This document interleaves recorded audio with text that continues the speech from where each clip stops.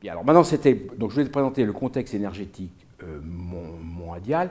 Maintenant, je vais vous présenter les différentes formes d'utilisation de l'énergie solaire. Quelles sont les caractéristiques principales de l'énergie solaire? D'abord, elle est très abondante, c'est ce que je viens de dire.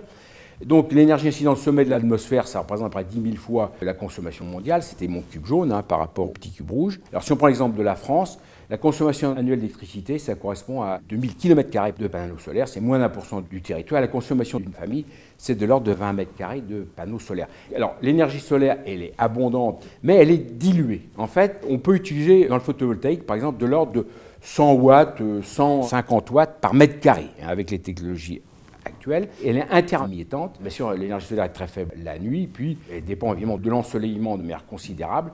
Donc, bien sûr, pour que mes chiffres ici soient réalistes, il faut bien sûr faire des progrès dans le stockage et la gestion des réseaux, réseaux d'énergie, réseaux électriques. Maintenant, ici, je vous présente la carte mondiale des ressources solaires sur le monde. Alors, vous voyez que l'énergie solaire est excellente, disons, entre latitude de 10 degrés à 40 degrés. Vous voyez, la France, c'est plutôt 45. Alors, vous voyez qu'elle est très, très abondante en Afrique saharienne, en Moyen-Orient, dans l'ouest des États-Unis, en Australie, en Amérique du Sud. Vous voyez qu'en fait, elle décroît légèrement proche de l'équateur. Ça, c'est lié au fait que près de l'équateur, il pleut beaucoup, donc il y a beaucoup de nuages, et donc l'ensoleillement diminue. Enfin, vous voyez, en gros, l'énergie solaire, elle est utilisable jusqu'au jaune, de manière raisonnable. Donc, vous voyez que ça couvre une grande partie du globe terrestre, dont l'Asie, en particulier l'Inde entièrement, une partie de la Chine, etc. Vous voyez que l'Europe, bien sûr, l'énergie solaire est d'autant plus forte qu'on est proche de la Méditerranée, comme chacun sait. Et vous voyez qu'elle varie donc d'un facteur plus que 2 entre la Méditerranée et des régions comme le nord de l'Écosse ou la Scandinavie en particulier. Alors vous voyez ici qu'elle est très abondante dans le Maghreb, bien sûr, dans le sud de la Turquie, en Espagne, bien sûr, dans le sud de l'Italie. Et vous voyez qu'ici, il y a une espèce de microclimat méditerranéen qui, en fait, le sud-est de la France se compare plutôt au sud de l'Italie. Donc l'énergie solaire est très, très importante dans le sud-est de la France, en fait. Alors c'est ce qu'on voit ici. Vous voyez que globalement, l'énergie solaire, elle est importante dans cette tranche sud-est, qui va, je dirais, des Pyrénées orientales jusqu'à la Savoie inclus. Puis, on voit ici qu'il y a un microclimat quand même atlantique, en particulier dans Vendée-Charente, voire même Bretagne Sud. Et en revanche, il y a quand même un facteur 1,5 à 2 entre le Nord-Pas-de-Calais et le Var. Bien, alors, quelles sont les diverses technologies utilisées? Alors, le photovoltaïque, qui va être l'objet du cours, c'est donc la génération directe d'électricité à partir de l'énergie solaire, mais ce n'est qu'une forme de l'utilisation de l'énergie solaire.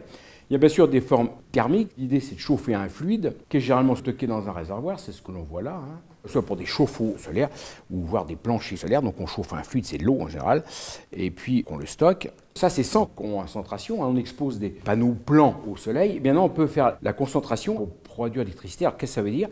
Ça veut dire que c'est une concentration optique, c'est-à-dire on utilise des miroirs plans qui renvoient donc les rayons du soleil ou chaudière qui apparaît comme le foyer, si vous voulez, de l'installation. Et puis, on fait donc chauffer un fluide, de l'eau par exemple, ou d'autres, à plusieurs centaines de degrés. On peut produire l'électricité de manière thermique, en fait. Ça, c'est le solaire à concentration. Puis également, autre forme, c'est qu'on peut produire des carburants solaires, l'hydrogène par exemple, qui sont des vecteurs énergétiques chimiques qui peuvent être produits à partir de l'énergie solaire, à concentration ou pas. Ce qui n'est pas la conversion naturelle, qui est la photosynthèse de la biomasse, c'est autre chose. Voilà, ça c'est différentes technologies d'énergie solaire. Donc l'énergie solaire thermique, ça peut être passif, c'est ce qui est montré ici, le chauffage en hiver. L'hiver c'est là. Donc vous voyez l'hiver, le soleil est bas.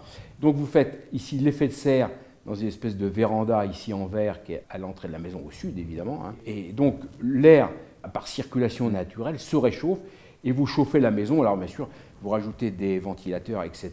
pour augmenter le flux, mais vous faites chauffer de l'air par effet de serre et qui chauffe la maison. Alors le contraire ici, c'est l'été. Alors le soleil est haut, ce vitrage-là est obturé ici pour éviter que l'on cuise les gâtés, pour être simple. Et au contraire, on introduit de l'air plutôt froid qui va avoir un effet de réfrigération naturelle, donc chauffage et réfrigération. Et puis en plus, dans le cas du chauffage, on utilise ici des murs en béton, etc. pour stocker. On stocke l'énergie solaire, par exemple pour se chauffer la nuit, pour faire un stockage jour-nuit. Bon, ça, c'est passif. Ça se développe de plus en plus. Et puis, maintenant, actif, c'est le solaire thermique basse température. Donc, c'est plus bas que 200 degrés, c'est plutôt 100, si vous voulez. Par exemple, les chauffe-eau, c'est l'ordre de 50 à 80 degrés. C'est ce qu'on voit là, avec ici un ballon pour stocker l'eau chaude. Et il faut typiquement 1 mètre carré par personne. Et on stocke dans à peu près 60 litres par mètre carré de panneaux solaires. Alors, on peut faire chauffe-eau ou contribution possible à l'habitat. Plus on peut faire d'autres applications, comme le séchage en Afrique, par exemple, la cuisson, la distillation, etc. Donc ça, c'est les solaires basse température. Alors maintenant, on va parler du solaire à concentration. Alors concentration, c'est un phénomène optique. On concentre optiquement les rayons du soleil. Donc on ne peut concentrer que les rayons directs. Tout ce qui est diffus par des nuages ne se concentre pas, parce que c'est de l'optique. Donc ici, je montre l'énergie solaire dans le monde. Et donc, il faut, pour pouvoir concentrer, avoir un ensoleillement très grand. Donc je montre ici les zones favorables. Alors bien sûr, c'est l'Afrique ici, le Moyen-Orient, la Californie, le centre de l'Australie, le nord du Chili, etc. Disons qu'en jaune clair, c'est encore correct, mais vous voyez que pour concentrer, il faut un ensoleillement très grand, donc très très peu de nuages, pour être simple, et on ne peut le faire que dans certaines régions du monde. Donc, pour être quantitatif, c'est les zones qui ont un ensoleillement annuel plus que 2000 kWh par mètre carré. Donc, il y a des applications prometteuses dans le Maghreb, par exemple, en Afrique du Nord. Puis, je vous rappelle le projet Desertec, qui était donc de faire des centrales thermiques dans le désert, au Sahara, et de transporter l'électricité après dans les pays développés d'Europe. On produit de l'électricité de manière thermique, finalement, à partir de l'énergie solaire. Et les rendements typiques sont de l'ordre de 20 ou 30% quand on utilise des miroirs paraboliques. Alors, quand je dis concentrer les énergies, il faut que l'énergie soit directe. Alors vous voyez, à titre d'exemple, je donne la carte de l'Asie. Alors vous voyez qu'il y a une zone ici très très favorable qui est en rouge, qui est en gros le Tibet, qui est très favorable, et une zone très très défavorable qui est la Chine. Et pourquoi c'est défavorable la Chine? C'est à cause de la pollution. Là on voit l'effet direct par la consommation massive du charbon fait qu'il y a beaucoup de particules dans l'atmosphère. Donc ces particules dans l'atmosphère diffusent le rayonnement direct. Donc vous voyez que la Chine est très très peu favorable à l'utilisation de solaire à concentration. Ici vous voyez le désert qui est entre l'Inde et le Pakistan, lui, est une très bonne région. Voilà, alors l'énergie solaire thermodynamique, donc il faut concentrer. Alors comment concentre-t-on? Eh bien, on concentre souvent avec des miroirs cylindro-paraboliques. Donc l'avantage, c'est qu'on suit le soleil à une dimension et on obtient des températures qui peuvent faire plusieurs centaines de degrés. La plus importante installation, c'est dans le sud de l'Espagne, 30 mégawatts. Ça peut être des cylindros paraboliques ou des miroirs plans, des espèces de plaques planes qui épousent plus ou moins la forme cylindro-parabolique. Ça s'appelle des miroirs de Fresnel, raison de technologique et de coût de fabrication. Alors maintenant, on le suit à deux dimensions, c'est-à-dire qu'on le suit en élévation et en azimut, c'est-à-dire est-ouest, si vous voulez. Et donc, c'est des miroirs paraboliques. On concentre par un facteur plus que 100. Avant, c'était quelques dizaines. Ça, c'est plus que 100.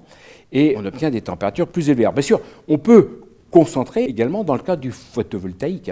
Ça peut être intéressant pour réduire la surface exposée au soleil, en particulier dans le cas de cellules performantes, mais à coût élevé au mètre carré. On a intérêt à concentrer pour réduire la surface exposée au soleil. Bien, alors ça c'est mieux que les miroirs paraboliques et les centrales à tours.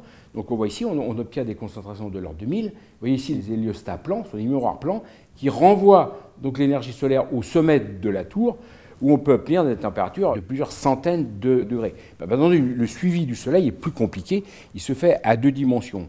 Alors le record, c'est en France, c'est à Odéo, c'est quelque chose qui date d'il y a 40 ans à peu près. Alors Odéo, ce sont les Pyrénées orientales, les Pyrénées. Et donc là, on peut obtenir près de 4000 degrés, c'est le record. Alors comment ça se passe? C'est qu'ici, on a des héliostats, des miroirs plans qui sont derrière les arbres, ici qu'on ne voit pas. Les miroirs plans renvoient sur un grand miroir parabolique qui en fait épouse un bâtiment. Et la chaudière, si vous voulez, elle est au foyer de la parabole. Donc on a des plans qui renvoient sur une parabole qui elle-même renvoie sur la chaudière. On peut obtenir 4000 degrés. Je présente ici donc un exemple de la mesure des différentes contributions du rayonnement solaire. Ce sont des données qui ont été enregistrées à l'École polytechnique en été 2013, début septembre. Donc c'est un jour très ensoleillé. Donc vous voyez l'irradiance directe normale en bleu en fonction de l'heure du jour. Bien sûr, c'est l'heure solaire, ça c'est clair. Donc vous voyez que cette irradiance directe peut atteindre, disons, 900 watts, pratiquement 1 kW par mètre carré. Donc c'est un jour très ensoleillé, puisque vous voyez que le rayonnement diffus qui est en rouge, lui, est très faible, qui est, disons, un ordre de grandeur plus petit que le rayonnement direct, moins de 100 watts. Et en vert, vous voyez donc l'énergie solaire intégrée sur un plan horizontal. Alors je présente en bas les différentes mesures de ces différentes contributions. Le rayonnement global sur un plan horizontal est mesuré par un pyranomètre que l'on voit en bas à gauche. En bas au milieu, c'est un pyréliomètre qui mesure le rayonnement direct. Donc le pyréliomètre suit le soleil pendant la journée. Et enfin, en bas à droite, vous voyez la mesure. Comment mesure-t-on le rayonnement diffus? Donc ce qu'on appelle un pyranomètre diffus. Et vous voyez qu'on masque le rayonnement direct pendant la journée, donc on n'a accès qu'au rayonnement non direct, c'est-à-dire au rayonnement diffus. On a vu pendant cette séquence l'énergie solaire. Pendant la prochaine séquence, on passera donc à l'énergie solaire photovoltaïque. Je vous remercie.